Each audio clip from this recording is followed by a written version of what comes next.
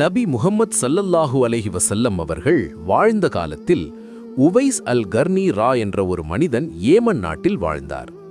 அவருக்கு நபியை மிகவும் பார்க்க வேண்டும் என்ற ஆசை இருந்தது. ஆனால் அவரிடம் ஒரு பெரிய பொறுப்பு இருந்தது. அவரது தாய் மிகவும் வயதானவர். அவரை பார்த்து கொள்ள யாரும் இல்லை. ஒரு நாள் அவர் தாயிடம் கேட்டார், அம்மா, நான் மதினாவுக்கு போய் நபி ஸல்லல்லாஹு அலைஹி வஸல்லம் அவர்களை பார்க்கலாமா?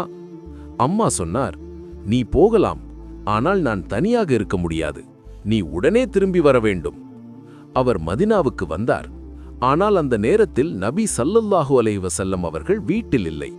அவர் காத்திருக்கலாம், ஆனால் தாயின் வார்த்தையை நினைத்தார். அதனால் நபியை பார்க்காமல் திரும்பிச் சென்றார்.